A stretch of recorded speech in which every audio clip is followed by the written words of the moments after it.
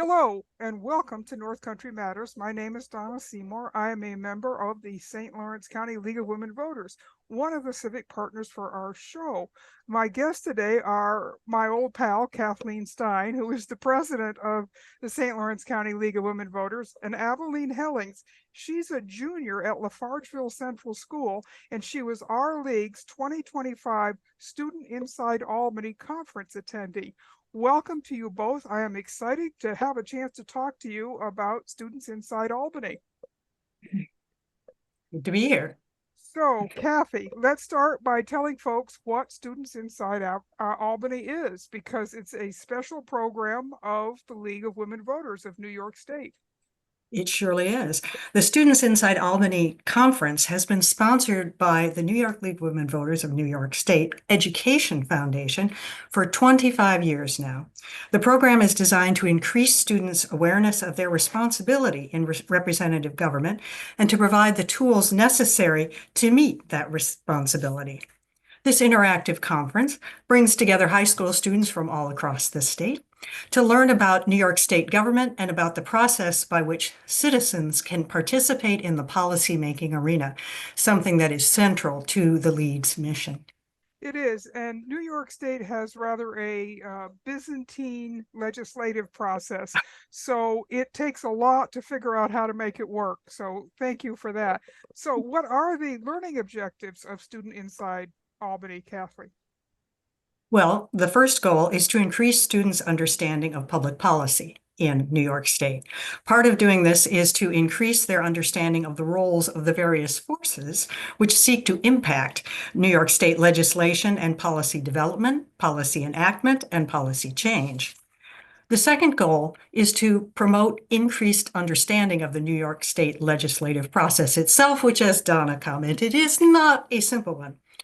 To this end, as part of SIA, students observe both the Senate and the Assembly in action by spending an afternoon shadowing their senator and assembly member. So how are students chosen to attend Students Inside Albany? Well, each student is a representative of a local league and of their community. The local league sets the criteria for selecting a student, and this usually includes writing a short essay, obtaining letters of recommendation from teachers, coaches, whatever.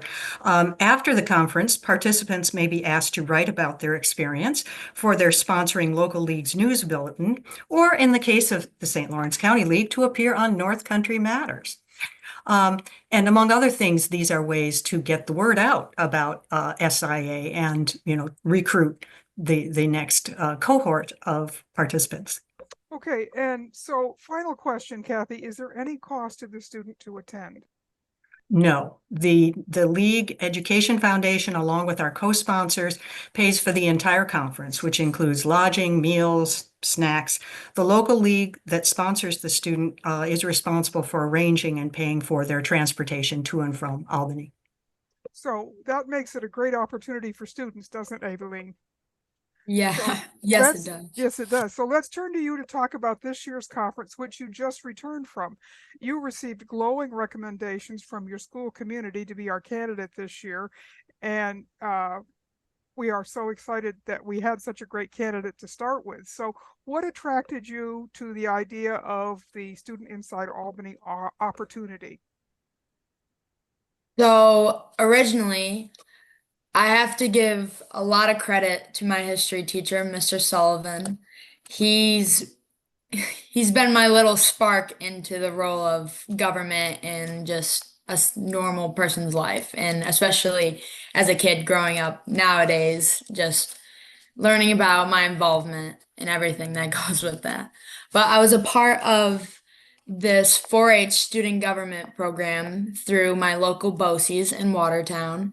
And I got to meet a whole bunch of amazing different people who were foreign exchange students, and I got to hear about their governments and how it worked. We got to talk about just different aspects, how bills were passed, like going over like parts of amendments, the Constitution, like everything like that. And it kind of brought to me like as a kid, I I don't know much. So it kind of piqued my interest and I got on it right away. I was just like, how am I involved? What's my part in this? How will I like affect this in the future? How will my generation be a part of this? And so when the opportunity came around and he mentioned to me about this program, I immediately was like, this could have answers for me. This could show me a new path. This could open my eyes to certain aspects that I might not have been taught already or are to be taught. And also going out and trying something new. I was all for it and just putting myself out there. So yeah. So you make a good point, because civics education is something that a lot of people don't have much of a background in. It's sort of a hit or miss in schools these days. I remember when I was in school, we spent an entire year learning about the history of New York State, and a big part of that was about how the government of New York State worked. And of course, that doesn't really happen anymore. Now it's just a very short, maybe little course in elementary school. So you really don't have as much exposure to it as you need to be a participating citizen. So we know that the 25 legislative session in Albany has been a very busy one. Let's run through some of the conference highlights with you. How was the conference structured, and what are some of the things that you were able to participate in? So I think right when I got there, it was just so welcoming. I met Erica and Xavier. They were so welcoming. They put us right in a room. Everyone got up, talked to each other, started telling where they were from, and it was just immediately like you're in a room with a whole bunch of kids that just want to learn as much as you do, even more, or have the same interests or same questions towards the government as a whole and their part in it as well.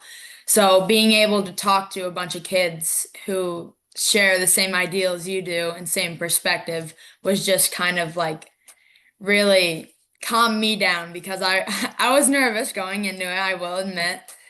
I've never ridden a train before, but I thought it was amazing. I had so much fun. But being able to discuss with a bunch of these like very aware kids, like just they were all smart, everyone knew, everyone had something, everyone had an input. It was just great to hear all this feedback, and I learned a lot, especially from the kids that I met there. And being able, especially to go right into the Capitol and shadow my senator and assemblyman, I thought it was such a great experience. Being on the floor with everyone, everything going around, being able to like just be directed into everything and everyone being respectful of the fact that I'm just a kid and no one holding bias against me. Just everyone's just open that I want to learn. I want to hear about this. I want to know.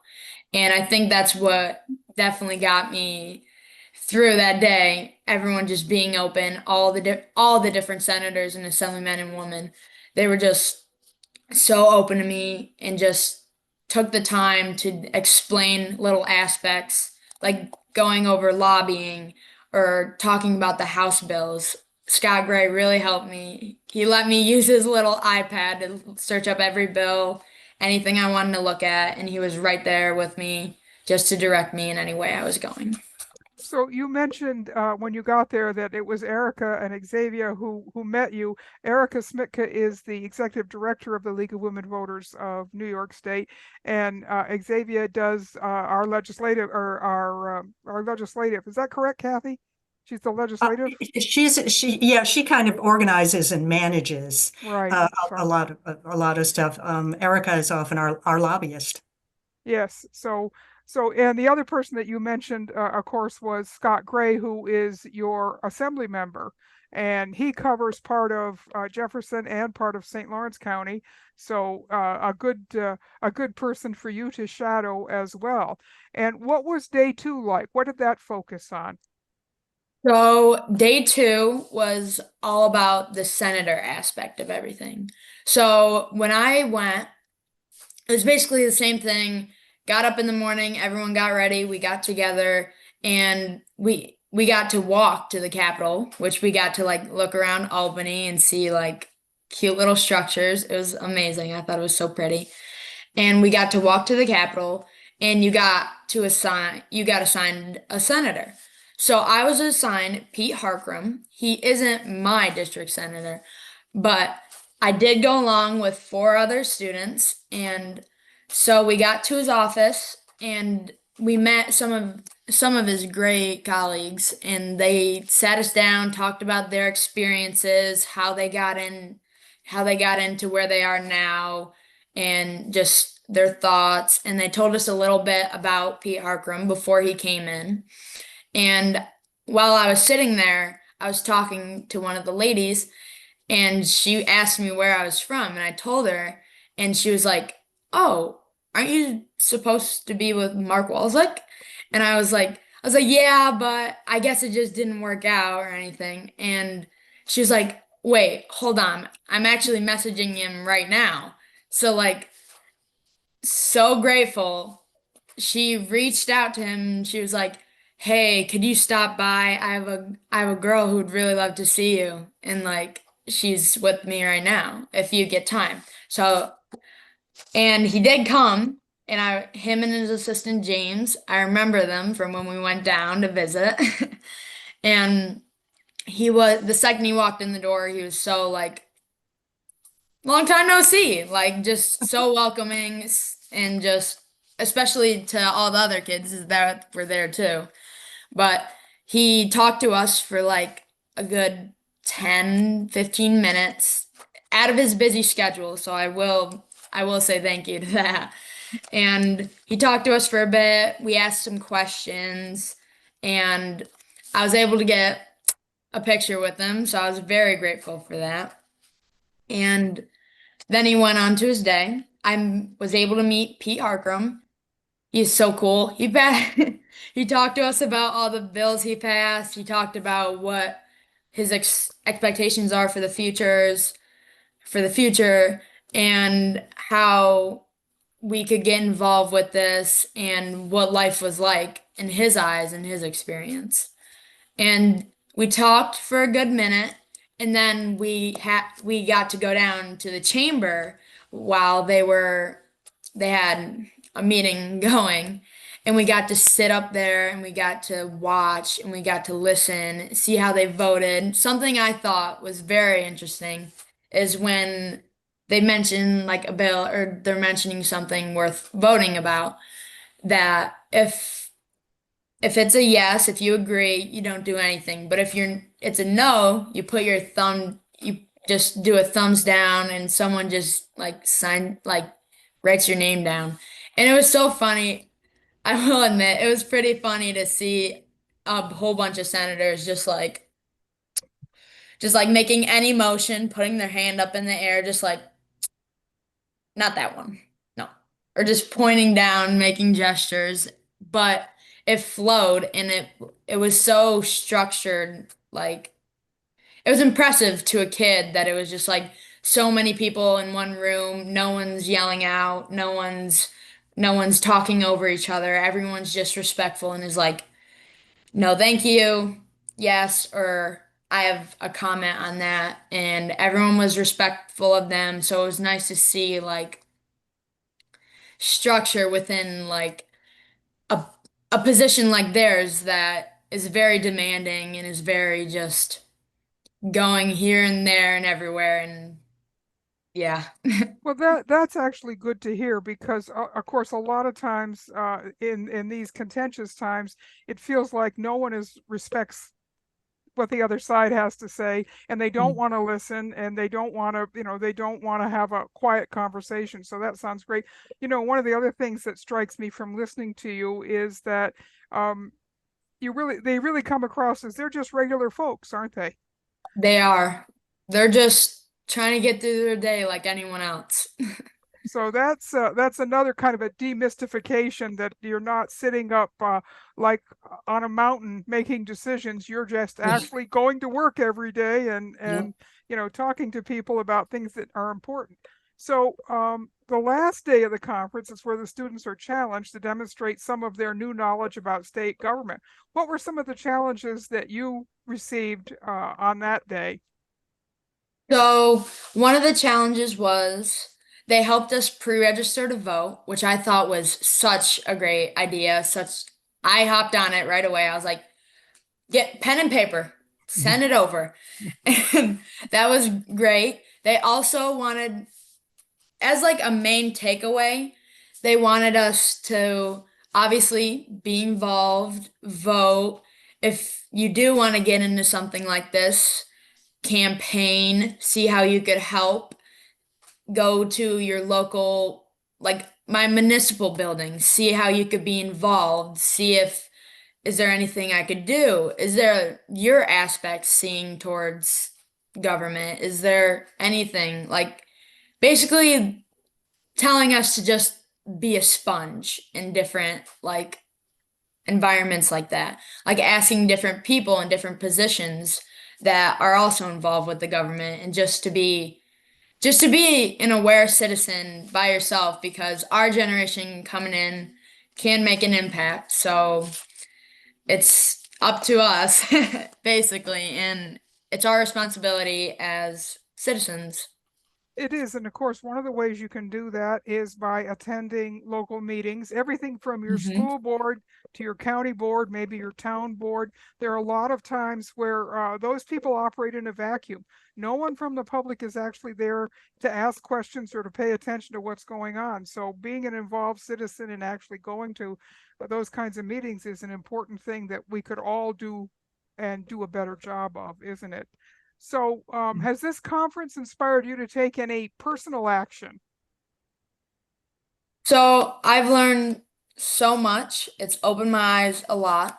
There were mentions of possibly interning over the summers. So I am busy this summer, but it's led me to question, and I'm kind of debating next summer and possibly going back, being able to shadow again, and just talk to more people as a whole and just to get a better idea. Because I'm gonna be a senior next year. Whew, coming out of my mouth. But I'm I'm gonna be a senior next year and I don't have to go straight into it or anything by any means, know what I'm doing, but just being able to have an option like that and being able to know that, hey, if you're interested, reach out to us, let us know, and here, like, we're here to support you and we have different opportunities for you. So that's definitely something that I may be taking advantage of in the future. That's good. And one of the things that an opportunity like this does, it gives you a chance to meet young people from across the state. You're from upstate, a small rural school district. You met kids from all over the state, some from very big school districts, different backgrounds. That must have been very interesting to you as well, to just kind of get a sense of who's out there in your peer group, but that isn't just from Northern New York. Absolutely. I met so many great people. I can't tell you everyone there. The second we got into that room, it was a little awkward, but when everyone filed in, everyone stood up, everyone was talking to everyone, no one was hesitant. We played a version of bingo, so it was pretty it was pretty interactive and everyone got talking. Everyone started, this is my name, this is where I'm from. Oh, I don't know where that is. Could you? And everyone was just inquisitive and everyone was just, hey, I was wondering this, or I heard this about your district. Is this true? And everyone just sharing information. And it was just like it was very refreshing just to be in a room with so many like outgoing people, people ready to question, people ready to just even talk. Even when we didn't talk about the government, everyone was so nice. We all bonded, especially over bowling. I had so much fun. I was I was pretty good, I will say. But So I have a thing, I have a suspicion that if I say, would you recommend Students Inside Albany to other students, you'd say yes. I'd say absolutely. Absolutely. I think it's such a great experience, especially in my opinion, going into it. I was a little nervous. I was more excited, but I was nervous. I didn't know. I knew an extent of the government. I knew what I knew from school and what I grasped from my 4-H program. And I was nervous that, oh, I don't know enough. I don't think I'd be okay for this. I think like I'd be the one kid there like, oh wait, what is that? Like questioning. But all the people are great there. They'll tell you, they'll hold your hand right through it. And it's more of like if you're a person who wants to know and just wants to learn, such a great experience because you'll get everything you're looking for in there and you'll make a lot of friends doing it and I think it's so worth it. And you get to get out of school for a little bit. So not That's right. complaining on there. That's right. You get a little 3-day, you get a little, it's not a vacation. It's a working It session, is. but Mhm. that's great. So tell us a little bit about what you're thinking about. You're going to be a senior next year, which means you got to be thinking about careers and colleges, but you're also working on a community project, aren't you? You're trying to bring the Dolly Parton Imagination Library to your community. So tell us a little bit about your efforts there. I'm glad you asked about that. So a little segue, but while I was there, I was hoping to get a chance to meet Jeremy Cooney. He's one of the senators who's proposing to bring Dolly Parton to local places in New York and make it like a thing, like the thing. So I'm kind of like, I was already doing this, but if you can help me in any way. But I wasn't able to meet him, but that's okay because I do look forward to reaching out to him. But for my community right now, I've been working since last summer, the start of last summer. I heard about Dolly Parton Imagination Library through Hobie, which was a leadership program held through not Students Inside Albany, in Albany at their college. And there was a guest speaker who talked about this program and was like, this is what I did. I just did this. And I was like, I could do this. I was like, wait, I can bring this into my community. So last summer, I huge shout out to my mom because I couldn't have done anything without her, I swear. She's probably listening to me saying that right now, but she helped me look into this because I'm really passionate about bringing this to my community. And she helped me research it. She helped me reach out to my local library, which I'm hoping by the next few weeks to get it officially set up so I can start getting names for kids, getting people signed up, and just get it rolling because as of right now, I've done a couple meetings. I've gotten that through. I've gotten approvals from certain people. I've gotten donations, which I'm very grateful for. And I'm kind of just on the go ahead part. I just need to click all these pieces together and I think it would just make something really good for my community. And the second I heard about it, I was like, this would be great. And especially I did the buddy program at my school and literacy rates, like I got to hear from a whole bunch of different people about their opinions on it. And it's obviously such an important topic. So being able to slowly bring it into our community and have kids actually enjoy something like reading instead of, hey, you're in school, you gotta read. No, you can, hey, we got a new book in the mail. Like, do you want to read this tonight? And just looking forward to learning without knowing you're really learning at a young age. I think it's a small motivator at least. But I think it's going to be great for my community, and I really hope I can get it up and going as soon as possible. Well, I think that if enthusiasm and energy have any part of this to play, and we always know they do, that your community is going to be very grateful to you. It is clear that Students Inside Albany was a great experience for you, and it's kind of demystified state government a little bit, and now you know better how to go ahead and approach senators and assembly members who you may Mhm. need their support for this project or for other projects going forward. So thank you so much for going, for enjoying it, and for being willing to talk to us about it, because your enthusiasm is infectious. I hope so. It is. So, Kathy, as we wrap up, what are some of the other youth programs that the league offers to students that may not be ready for inside Albany, but there are other things that they can do, and they can do through their schools, isn't there? Yes, there's the local leagues do various kinds of things to encourage youth leadership and civic engagement, such as Take Me to Vote for young kids. And some schools make this a sort of contest of how many how many kids in a class can get to go vote with their parents.